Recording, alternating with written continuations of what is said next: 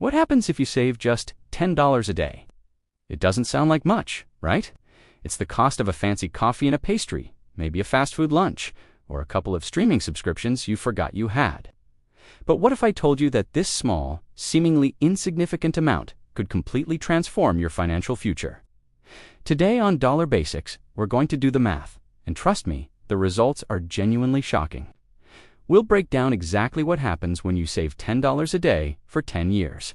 We'll look at simple savings, and then we'll explore the magic of compound interest. By the end of this video, you'll see your daily spending in a whole new light. So grab a calculator or just follow along, because this is the financial wake-up call you didn't know you needed. Let's get started. First, let's establish our baseline. $10 a day. Over a week, that's $70. In an average month, that's about $304. Annually, that comes out to $3,650. Now, let's say you take this money and just tuck it away somewhere safe. Under your mattress, in a piggy bank, or a standard savings account with virtually zero interest. After 1 year, you'd have $3,650. Not bad. After 5 years, you'd have $18,250. That's a decent used car or a hefty down payment on one. Now, let's stretch that out to our full 10-year time frame. $10 a day, every single day, for 10 years. If you just stash that cash away, you're looking at a grand total of $36,500. That is a significant amount of money. Think about what you could do with that. It could be a down payment on a house in many areas, a full college fund for a child, or the seed money to start your own business. It could even just be a massive emergency fund that gives you incredible peace of mind, knowing you're covered if life throws you a curveball. And this is the absolute worst-case scenario, financially speaking. This is your money doing absolutely nothing for you except piling up. It's powerful, but it's not smart. We can do so much better. This is where the real magic, the eighth wonder of the world, as Einstein supposedly called it, comes into play: compound interest. So, what is compound interest? Simply put, it's earning interest not just on your initial savings, but also on the accumulated interest from previous periods. It's your money-making babies, and then those babies grow up and make their own babies. It creates a snowball effect that can turn a small, consistent saving habit into a massive fortune over time. To see this in action, let's take our $10 a day, which is $3,650 a year, and instead of hiding it under the bed, we're going to invest it. Let's use a conservative, historically average annual return for the stock market, say around 7% after adjusting for inflation. This is a realistic long-term average you might see from a simple, low-cost index fund that tracks the S&P 500. Now, the math gets a little more complex than simple multiplication, but let's break it down year by year for a bit to see the effect. In year 1, you invest your $3,650. By the end of the year, with a 7% return, it grows to about $3,905. You've made $255 just by letting your money sit in the market. In year 2, you add another $3,650. Now your total contribution is $7,300. But you don't just earn 7% on this new money. You earn it on the entire pot, which includes last year's earnings. So your $3,905 from year 1 grows, and your new contribution also grows.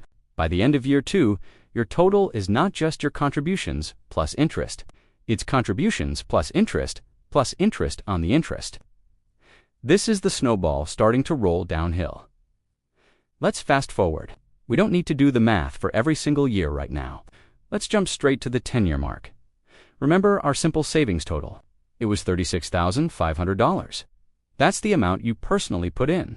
But if you invested that same amount, $10 a day, and earned an average 7% annual return, after 10 years, your account wouldn't have $36,000. It would have over $52,000. Let that sink in. By investing, you ended up with over $15,500 in pure profit. That's free money earned entirely by your initial capital working for you. You did the same amount of saving. The only difference was where you put the money. One method gave you $36,500, the other gave you over $52,000. Which one would you choose? That's a $15,000 difference, just from making a smarter choice. But let's not stop at a 7% return. What if you were a bit more aggressive, or the market had a particularly good decade? Let's run the numbers with a 10% average annual return, which is closer to the long-term historical average of the S&P 500 before inflation. This is not a guaranteed return, of course, but it's a useful benchmark for our illustration. You're still saving the exact same $10 a day. You're still putting in a total of $36,500 over the decade, but with that 10% return, your final balance after 10 years would be nearly $62,000. Now we're talking. That's $25,000 in earnings. Your money has grown by almost 70% on its own. Your profits are now a huge chunk of your total balance. This is the power of compounding in its full glory. The difference between just saving and investing smartly is now a staggering $25,000. Now I know what some of you might be thinking. Where am I supposed to find $10 a day? My budget is already tight, and that's a completely valid point. The key is to reframe how you think about it. It's not about finding a magical $10 bill every day. It's about small, incremental changes. Can you brew your coffee at home instead of buying it? That's $4 or $5 right there. Can you pack a lunch twice a week instead of eating out? That's probably more than $10 each time. What about canceling a streaming service you don't use, or switching to a cheaper cell phone plan? Maybe it's about consciously avoiding those little impulse buys at the checkout counter. The goal is to conduct a small audit of your daily and weekly spending. Track everything for a week. You will be amazed at where your money is going. It's not about depriving yourself of everything you enjoy. It's about being intentional. It's about asking, is this $5 purchase more valuable to me right now than contributing to a $50,000 future fund? When you frame it that way, the choice becomes much clearer. The sacrifice isn't really a sacrifice. It's an investment in your future self. Start small. Maybe you can only find $5 a day at first. That's fine. That's still over $26,000 invested over 10 years at a 7% return. The most important step is just to start.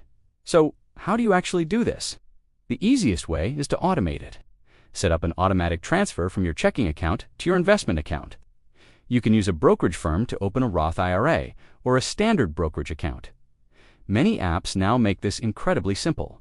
Set it up so that $10, or whatever amount you choose, is transferred every single day, or $70 every week.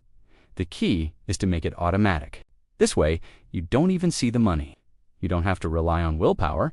It just happens in the background. Out of sight, out of mind, and into your investment account where it can start working for you. Treat it like any other bill, like your rent or your phone payment. It's a non-negotiable payment to your future self.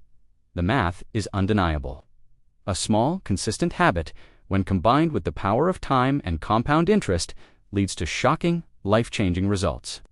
$10 a day seems like pocket change, but over a decade, it can become a mountain of cash. It's the difference between financial struggle and financial security. It's the power to take control of your future one day at a time. The next 10 years are going to pass whether you save money or not. The only question is, in 10 years, do you want to be in the exact same financial position you are today?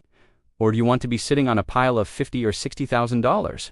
The choice is yours, and it starts with just $10. Thank you so much for watching this episode of Dollar Basics. I hope this breakdown has been as eye-opening for you as it was for me. If you found this helpful, please hit that like button and subscribe to the channel for more simple, practical financial tips.